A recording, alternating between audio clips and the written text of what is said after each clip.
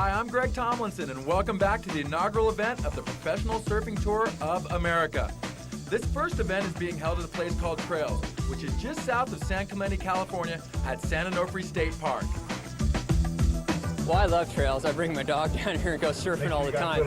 The neat thing about it is most people don't really know it's down here, which is nice. It's a nice, peaceful walk. No, no houses on the cliff, so I feel like you're somewhere in Australia or something. It's a beautiful beach. It's kind of like surfing Oceanside minus the crowd, so I like this venue. It's all right. I didn't expect it to be like America to be this good, but there's some fun waves, good for doing airs and some good for trick surfing and that. So yeah, it's not too bad. I'm really surprised. I've never surfed down here at the trails. There's actually some little sandbars, deep spots, and then so on the sides there's good shoulders, and it's really rippable all the way from the outside all the way in. It's really contestable. There's 6 trails down here. They all break a little differently, so it's nice. In San Clemente nearby Trestles, there's hundreds of guys out on any given day, and down here you can come surf by yourself and practice.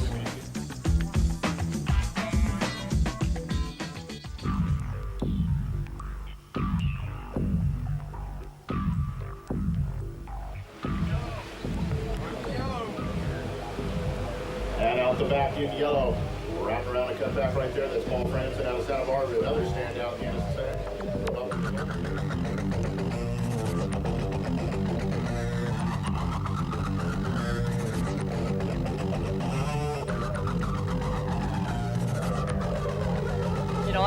I stick to my basics, try and do the biggest maneuvers on the best lineup waves and just throw solid turns in. And these guys, they're really good surfers, so it's tough. Well, it's fun for me surfing against all the kids. It keeps me feeling young. There's a couple great young surfers in this. Jesse Merle Jones has been getting some of the highest scores of the event so far. It's a good opportunity, this tour, for some of the young kids to really establish themselves. It's a good stepping stone for next week, the U.S. Open and all that stuff. So I enjoy surfing against the kids. I feel like the old man out there, but it's fun. I was stoked because it was really hard to find an open face, but I've been coming down here a lot and practicing, which most of the other competitors haven't been doing, so I feel that kind of gave me the edge. Kind of just relaxed. It was a long heat, 25 minutes, and just waited, pretty much got lucky. Well, for me, I caught the 2 waves that got me out in the last 5 minutes. I caught one that just barely gave me enough to get a couple maneuvers on the outside and work it to the inside. Then with like 2 minutes left, I scratched back out and caught a good right. And my legs were burning the whole wave. I just had to push it as hard as I could because I saw all these guys ripping. I heard Mike Parsons get like an 8 and a 7.5, so I knew I had to push it as hard as I could. After about 20 minutes, I was ready to pack it in. I thought I was done.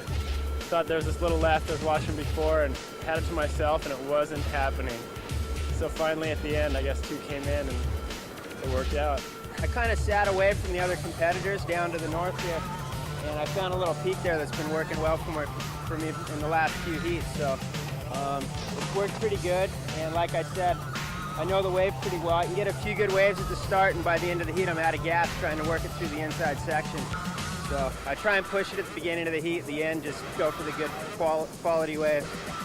I travelled a bit with Damon Hardman, and he told me just to pick the best waves, and instead of going smaller ones where you won't get the score, he said just to sit and wait for the, like say, waves you're going to get a 6 or a 7. So that's pretty much going to be it. But it's hard with Defenberg. He's just like blowing up so heavy out there. Yeah, I started off. I just sat, kind of over to the right of everybody, and the waves were just coming right to. As soon as I would paddle out for, first wave came, boom, got a really good score. Paddle back out. Didn't even sit for more than 20 seconds. Another good one, So I think it was a good rhythm out there.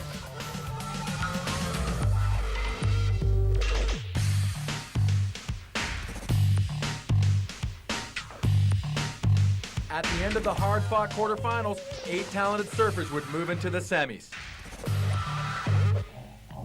Now let's take a look at the action from the junior division.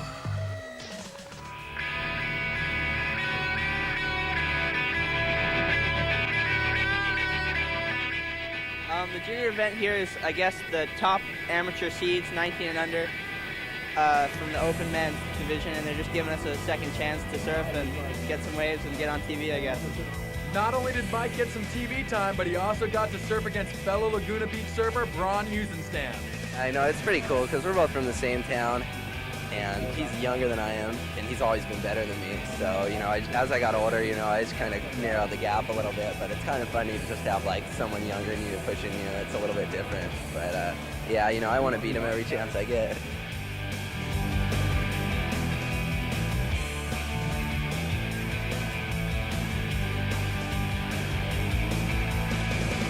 The action continued into semifinal number 2, where the youngest competitor, Chris Waring, showed that he wasn't afraid to do battle with the older guys. Brandon Tipton found the right waves and advanced into the final. Cole Anderson of Cocoa Beach, Florida, seemed to find the right waves at the right time. He would finish semi number 2 in first place. The stage was set for the junior finals, and the action was awesome. It was a great final. We had some waves for it. There was some good competition. Caught a few waves. It was really fun. You know, it was 30 minutes, so we had a long time to wait for good waves, and it wasn't like you were struggling to hurry and get back out and to catch a lot of waves. It was really fun. It was a lot of fun. It was just really long. It didn't matter how you started. It kind of just mattered how you finished. And I don't know, it seemed like there were a lot of fun waves and some good surfing going on.